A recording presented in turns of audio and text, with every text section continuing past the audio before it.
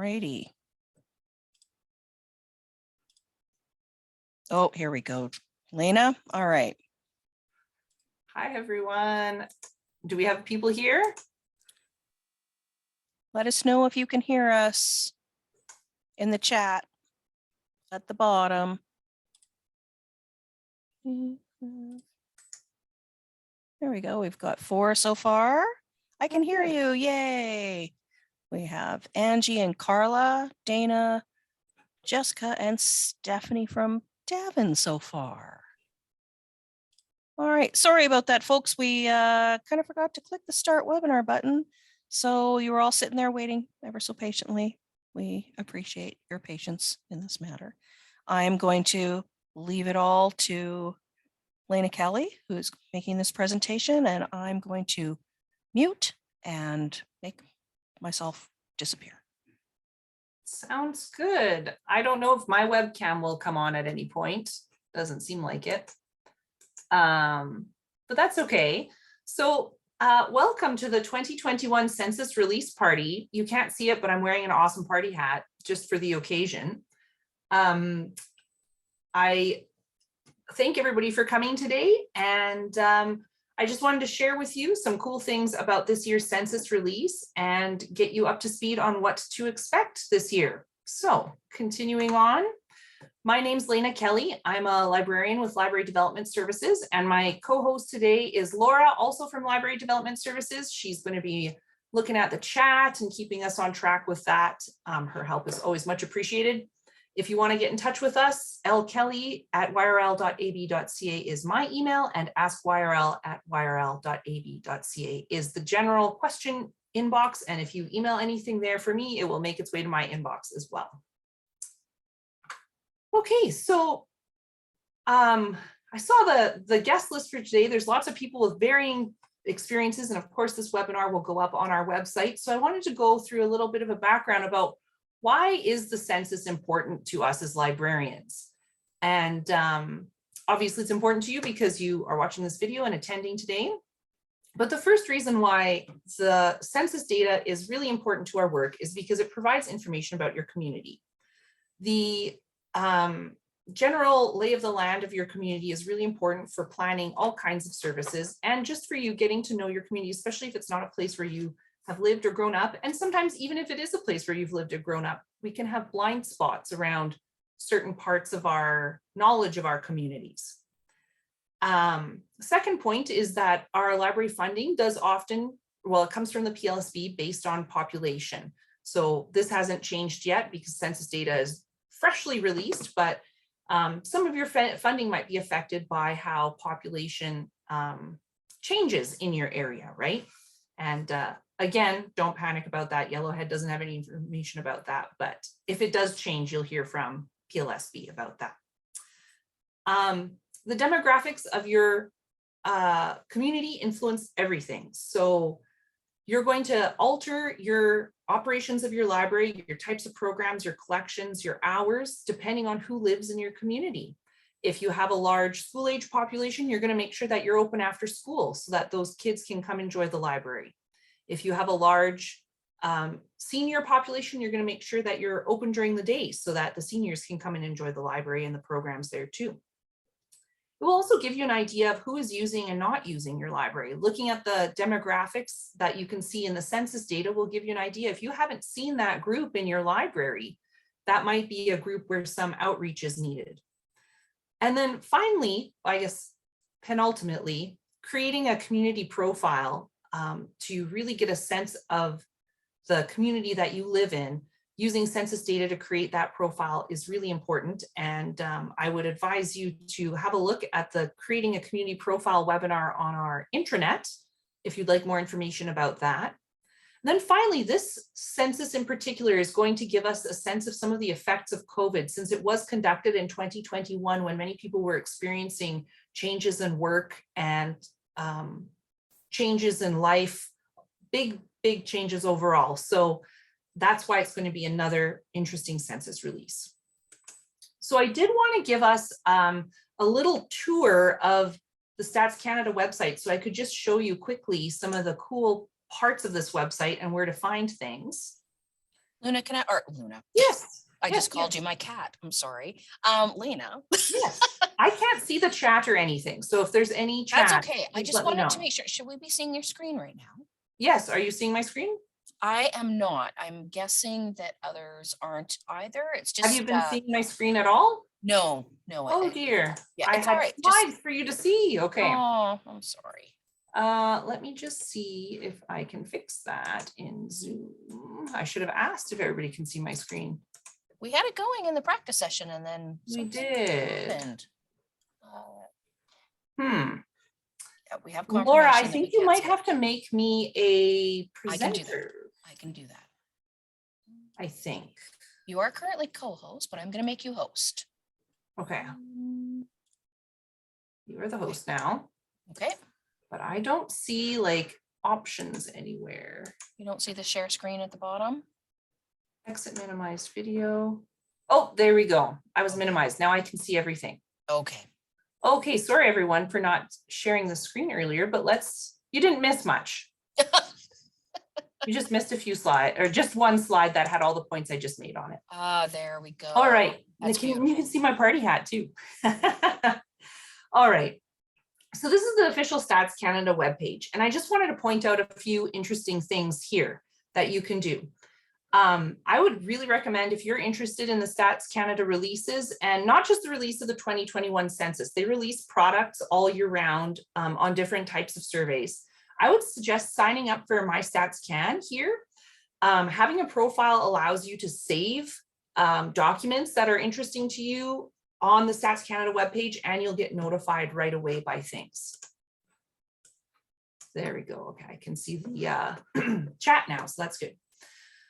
Some other interesting things here. I haven't tried the app, the Stats Canada app, but might be useful too if you really need that data at your fingertips. But the things I really wanted to show you was finding information about your community is just as simple as searching up here. So I'm going to use Leduc County as my example because I've been doing some work with them. And the most helpful tool I have found on this is the Focus on Geography series, because this is kind of where they take all the census data and distill it down into really kind of digestible chunks with graphs and things like that. Now, you will see that this is a census release party, but the census is going to be released all year. I have more information at the end of the presentation about dates that other products will come out. The data that is available right now is the population and dwelling counts. So this will give you your population numbers, but you're going to have to wait a little bit later on in the year to get more granular information. But you can see here the Focus on Geography page is really nice. It has bar graphs. This is great information to pull to show your board what you're dealing with in terms of the community. And I would honestly just screen capture some of these graphs and paste them into a board report because they're done really, really nicely. So gives you some information on how your community ranks in terms of population in the province and in the country. Some ideas about growth. So Leduc County grew by 9.4% in terms of population. Change from private dwellings to rented dwellings. And just the land area of your community. Some information about the population as it compares in Canada, and then some information about neighboring communities. So this is all that's available for Focus on Geography for now, but as more products are released, you'll be able to click this drop-down menu and you'll be able to see things like work and employment, age, ethnicity, and immigration, that kind of information. So I wish there was more to show you for now, but like I said, I will have information at the end about when the other bits of the Focus on Geography series will be released. What else did I want to say here? Oh, you can also access the raw data tables if that's your interest. And they often have, it doesn't look like it here, download alternate formats. They will often have, I know for the immigration one, they have like a tab where you can click to download the whole, or to view the whole shebang, every little survey piece, even things where people responded like 0%, you can see that there. So if you're doing really granular work, that's interesting. But for the purpose of creating a community profile or showing things to your board, you probably don't need that specific information. So that's what I wanted to show you on the website. Obviously on the main page, there's other products that are interesting. They always have kind of their newest products up here. Sometimes things around other types of surveys they've done outside of the census. So I'm going to go back to my PowerPoint that you didn't get to see. Here we go. Next slide. Okay, so I wanted to highlight some changes to the census and some new questions that have been asked in this go around. So a quick little bit of background. Every year questions on the census or not every year, every census year question, can't see my PowerPoint. Oh, okay. Let's share the screen again. Still Stats Canada. Your screen sharing is paused. Sorry, I'm still getting used to Zoom. There we go. Can you see it now? Everything good? Perfect. Okay. So new highlights for the new census. So every 4 years when the census is completed, they test questions ahead of time based on emerging trends and new data. So it's quite a process. I read all the documentation so you don't have to about how they test and change questions. So some big changes that came with this census that are going to make the data not necessarily comparable over years, but that are going to be interesting for us going forward. The first one is sex at birth and gender. So they have new questions this year comparing sex assigned at birth versus gender. And some of the importance of collecting this data is, so transgender and non-binary Canadians are reflected in decision-making around services and healthcare, et cetera.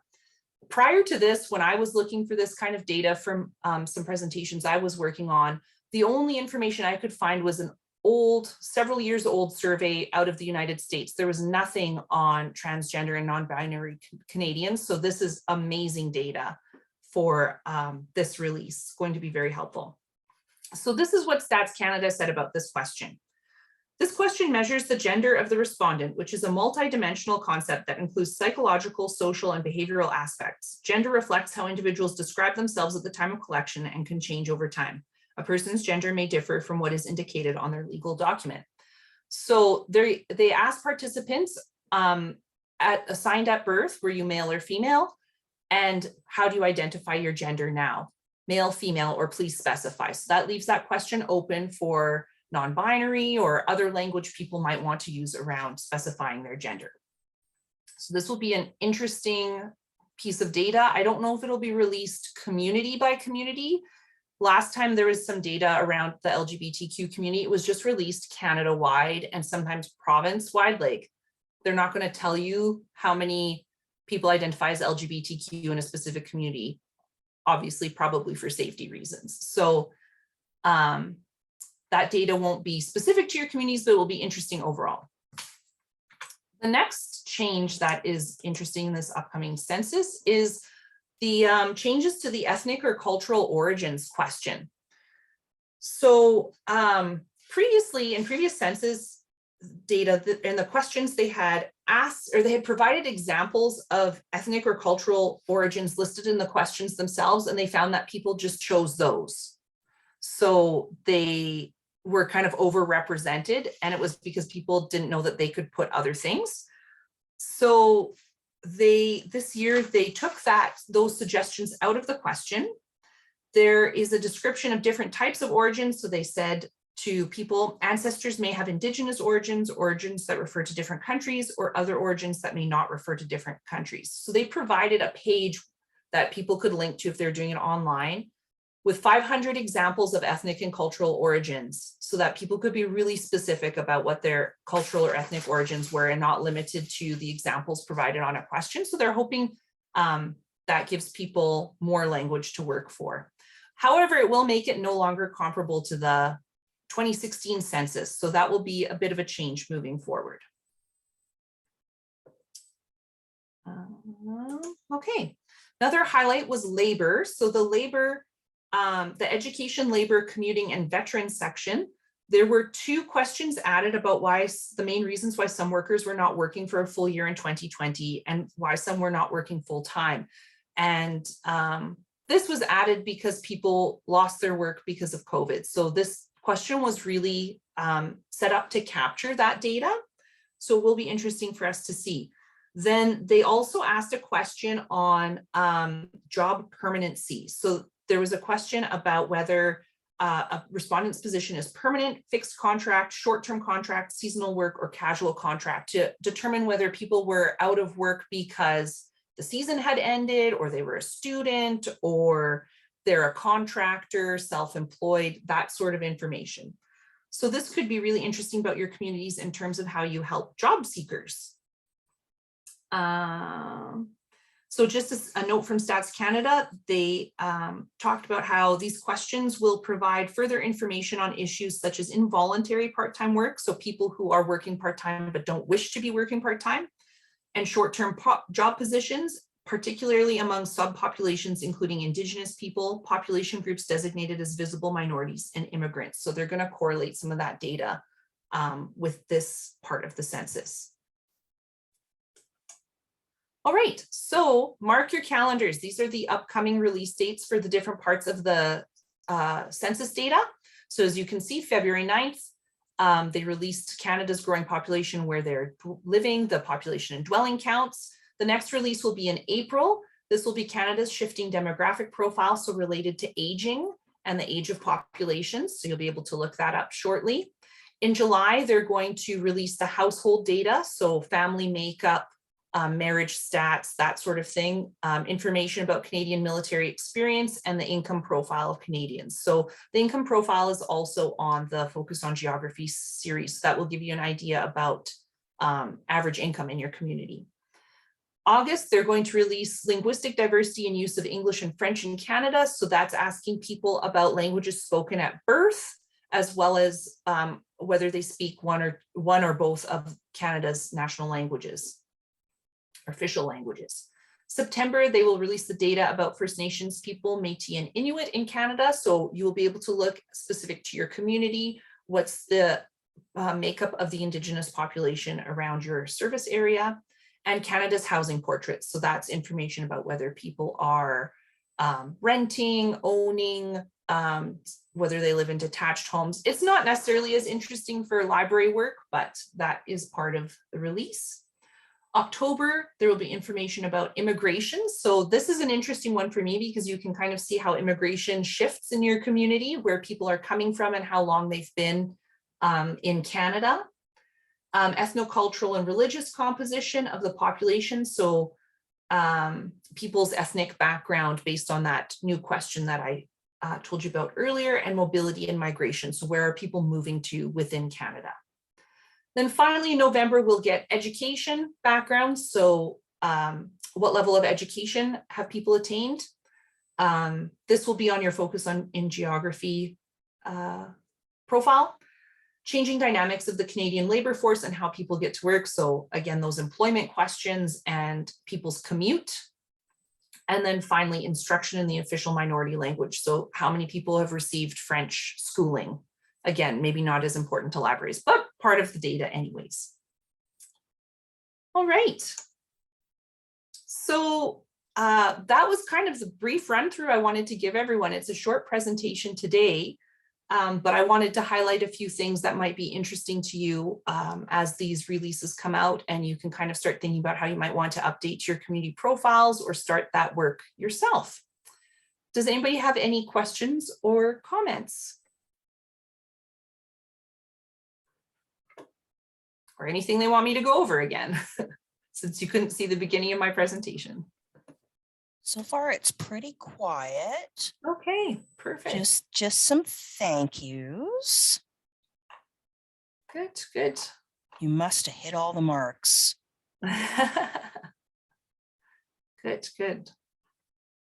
Oh, can you please ping us when these dates are rolling up? Okay, sure. We can do some notification of when the new releases come out. All right, I leave that in your trusting hands, Lena. I'm putting it in my calendar because I'm a nerd. Oh, so- yeah. And Carla said, put it in the newsletter. Oh, good. Okay, Yes. yeah. Yes, we will try to do that. I'll make a note of that. All right. Well, thanks for joining me today. And, you know, I wish I had like a nice little glass of sparkling water here to cheers. Cheers to the new census. Very exciting. Census party. All right. Glad you all attended. I guess we're gonna close this off for today. So thank you, Lena. Thank and you. We'll see you later.